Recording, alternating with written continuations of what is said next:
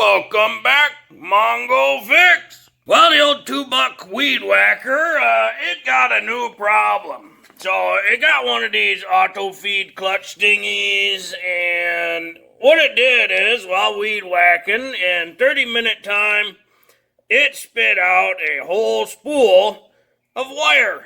Well, so we'll take the head off here and see what's going on, and just like all the other ones, we'll rotate this around. Then we get the little hole in there for a punch. And then we'll take her off. And it reverse thread, just like the other one.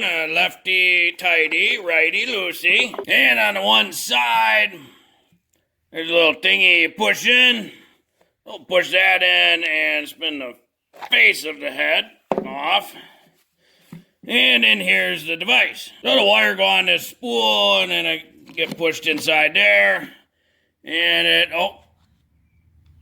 yep, that's what's wrong. So this little bar that sticks up, it's got like a little S shape in there. This is a spring. It's supposed to be a spring there, retaining. Right now, just kind of flopping around back and forth. That spring is broken. That's why it's just spitting wire out like crazy. So the wire, when it gets in there, is supposed to have tension on this, and then however it senses, depending on the strength of the spring, it'll release and feed a little more wire out. Mongo real doubtful he's going to be able to find that spring. Guess Mongo needs a new weed whacker head. So Mongo ran up to Home Depot, the old Home Depot, and pick up a weed whacking head. Made by Rino-Tuff, same company that made that one blade one we put on Cousin Charlie's. Pivot trim, auto winder, bump feed. Mongo like the old bump feed. That way you don't have to deal with when your auto feed mechanism fails. This run $27 at Home Depot. Let's check her out. Yeah, we get a head.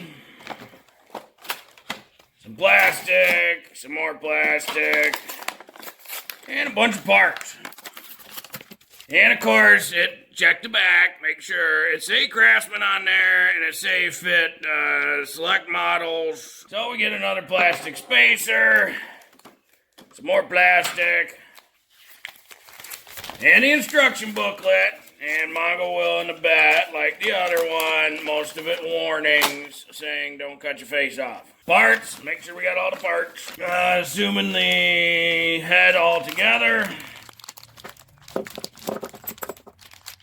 Yep, 3 bolts. 4 of these guys. Sorry, 5 of these guys. 3 of those. That guy, this guy, and a head. So it looks like we got all the parts. For this trimmer, we're going to be using these nut style bolts, nuts. So first we got to figure out which one is the right thread. Not number 5. Nope, not number 2. Not number 4. Hey, number 3. She spins all the way up. And of course, it seemed loose on there. Just make sure here, try number 1. Not number 1. Now we got to get this head taken apart. And on the sides, there's one of these little detent button things. And 180 degrees is the second one. So you got to push those in. And then that pops out open like this. And we'll push the other side. And now this whole assembly and spring can come down. When you pull your string out, though, she's going to want to unravel. So Mongo just taking some rubber band here and just wrapping the rubber band around so the string doesn't fly around and flop about like crazy, so that way you don't have to rewind the whole thing. We can take our number 3 nut and slide that into the center here. Push her solid, and it doesn't quite get flush with the top of that head. This was the original kind of spacer because that head kind of had that shape to it. We're not going to need that, so we'll put that washer on there. Line up our little little shaft holder, just like before, and then we'll spin this on. Make sure it's good and tight, and make sure like you're not rubbing or anything up there. If you're rubbing, you might need a spacer, you might need a shaft extension, something. But this one's sitting real good right there. So inside these little clips, there's one side of the clip has two little nubs sticking up, and the other side only has one nub sticking up.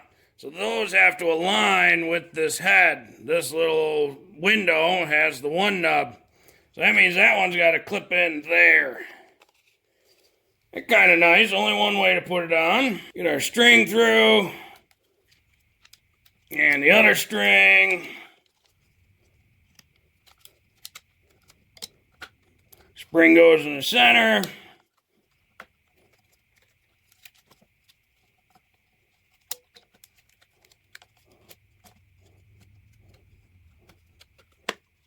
Got one end.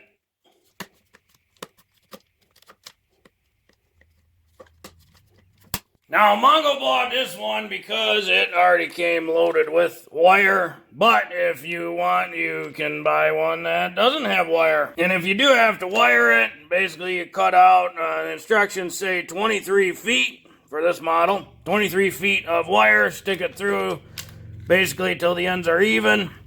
And then you turn this knob until you have the desired length you want. It'll keep her locked in there, and then while you're out weed whacking, when you push the knob, it'll pull out a little bit more wire.